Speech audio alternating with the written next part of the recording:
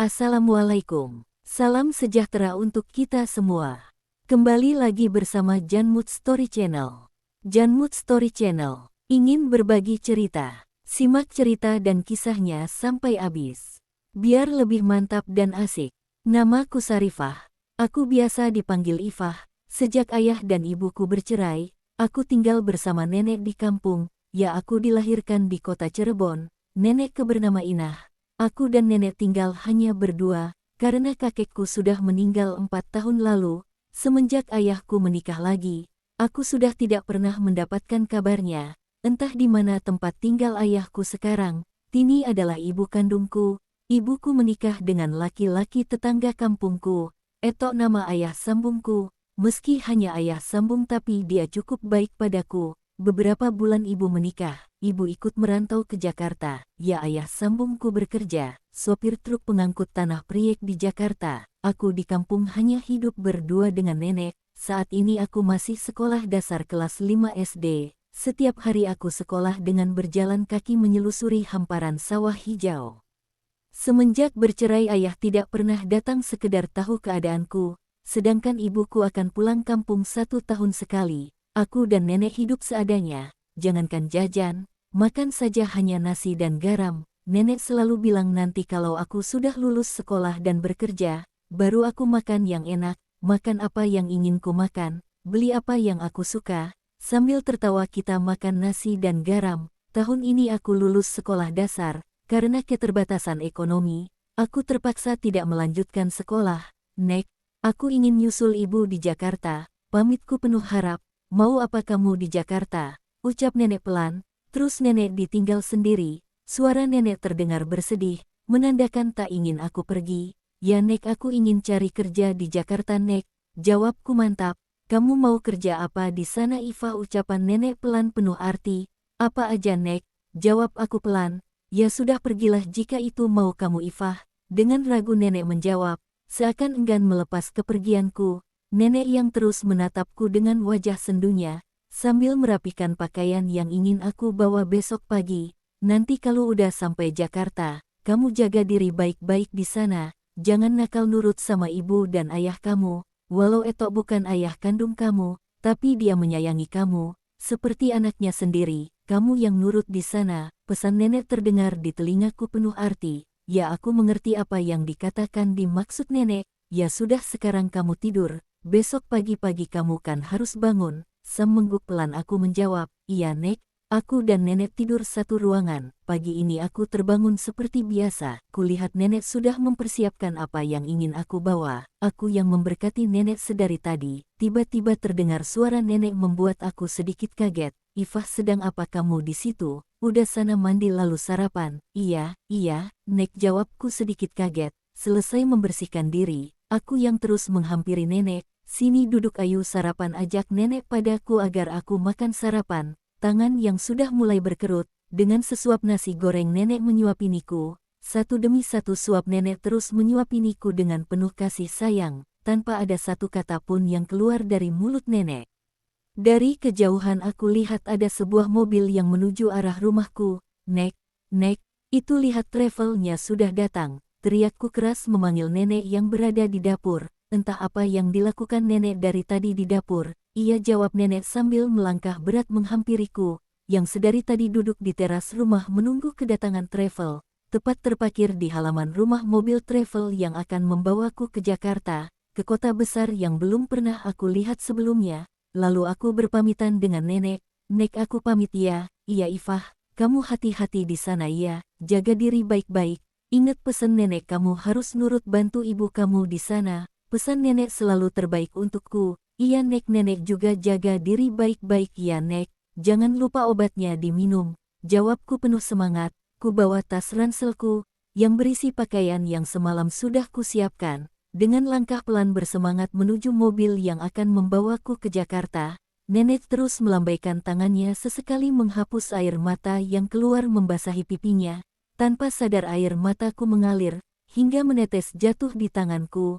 Sedih, aku yang meninggalkan nenek sendirian. Senang, aku yang akan bertemu dan tinggal bersama ibu yang sudah lama tidak berjumpa. Maaf ya, Nek, aku pergi, tinggalin nenek sendirian. Gumamku, dalam hati, nanti kalau aku udah kerja dan punya uang aku pasti pulang sekedar menengok nenek.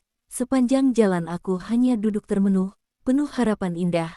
Anganku, bekerja dan mendapatkan penghasilan, bisa memberikan nenek uang, agar nenek tidak merasakan lagi makan nasi pakai garam. Di sepanjang jalan hayalku tinggi, aku yang tidak mengetahui akan kerasnya hidup di kota besar, dengan bekal ijazah SD, rasaku begitu tinggi berangan-angan, tidak terasa aku sudah sampai di kota di mana ibuku tinggal.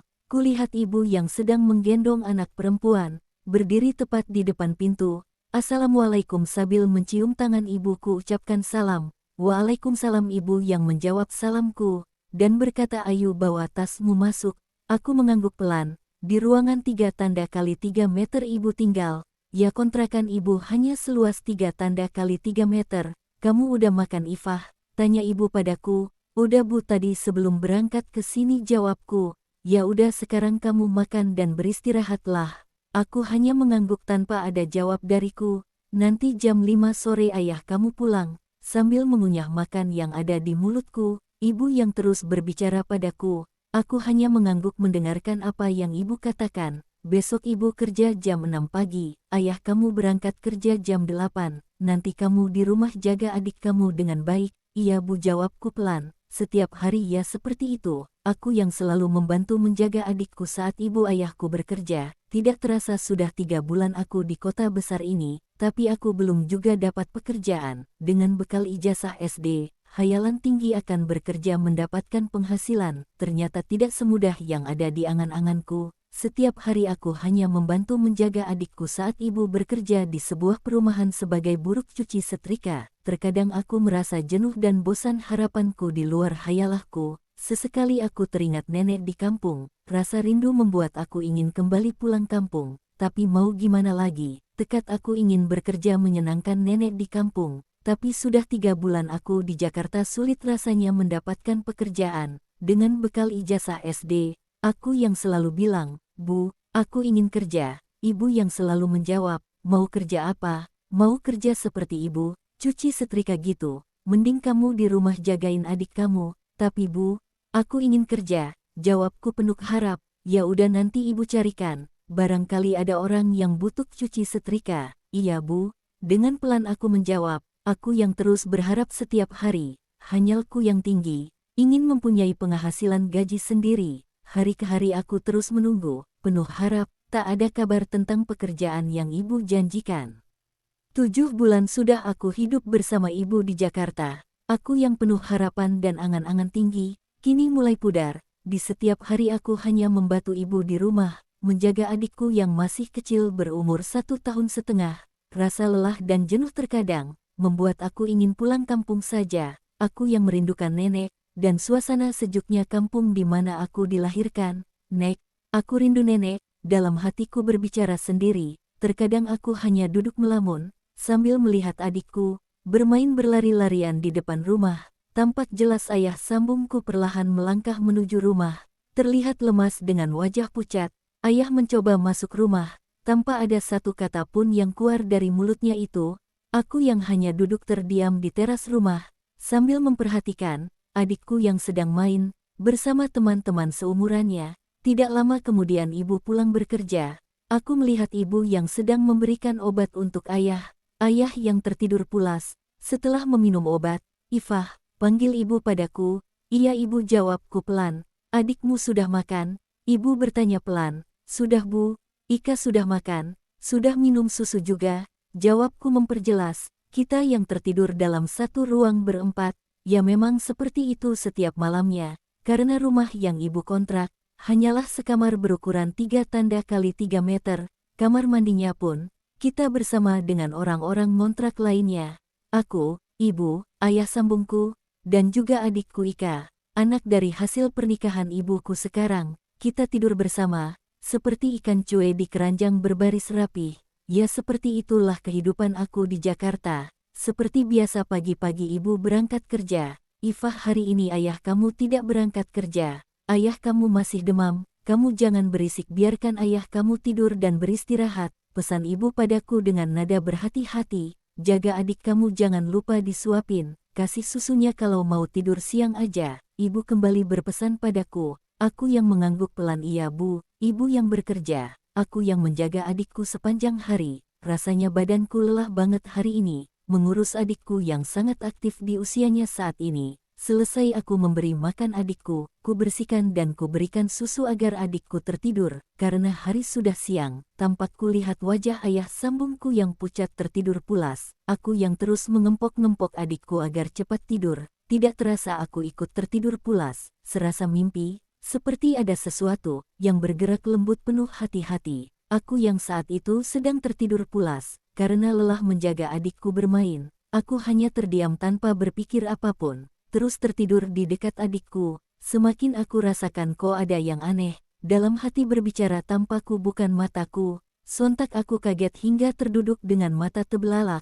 Ayah mau apa? Tanyaku heran. Atas apa yang baru saja aku rasakan. Dengan sedikit senyum, ayah menjawab, jangan takut anak ayah yang cantik. Ayah hanya menyayangi kamu, seperti anak kandung ayah sendiri.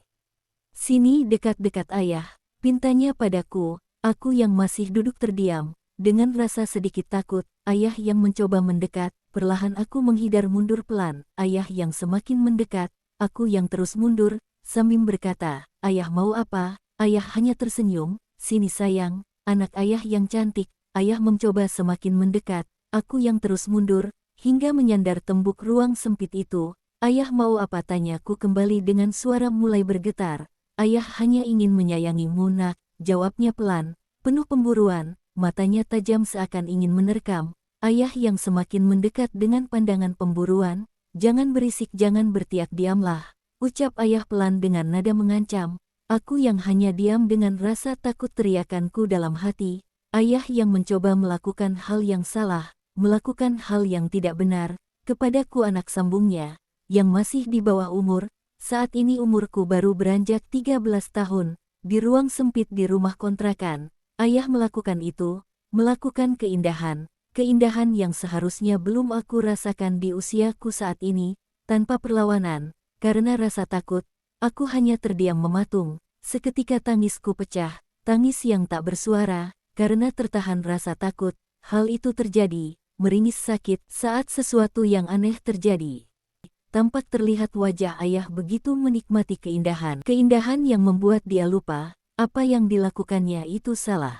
Air mata yang tak hentinya mengalir menandakan, hatiku yang begitu sakit. Ayah, suaraku lirih, serasa ingin memberontak, melakukan perlawanan, berteriak, yang dari tadi tertahan karena rasa takut. Rasa itu begitu dalam, semakin dalam, kepiluan yang aku rasa. Ayah yang menikmati masa keindahan, melayang di atas awan-awan masa indahnya. Yang luar biasa, yang sulit terucap rasa itu, begitu sakit. Ayah sambung menikmati keaslian anak sambungnya, hilang sudah masa keaslianku di tangan ayah sambungku, yang mengaku sangat menyayangiku seperti anaknya sendiri. Aku yang mencoba mengambil sesuatu, untuk menutupi tubuhku yang sebelumnya terbuka, air mata yang terus mengalir atas rasa itu, spray merah jambu, terbercak keaslianku, aku yang terus mencoba membersihkan sisa-sisa itu. Aku hanya terdiam membisu tanpa satu kata yang terucap dari bibirku. Ibu yang terus bertanya, aku yang hanya diam, seakan tak ku dengar. Ucapan ibu, rasa takut membuatku terdiam 1000 bahasa. Ibu, andai kau tahu apa yang aku rasakan saat ini. Ibu, ayah telah melakukan itu berkali-kali pada anakmu ini. Andai kau tahu ibu, rasaku begitu sakit.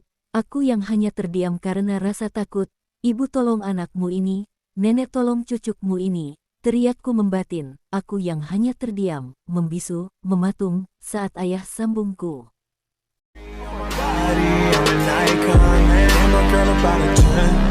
I should fuck her in the Benz.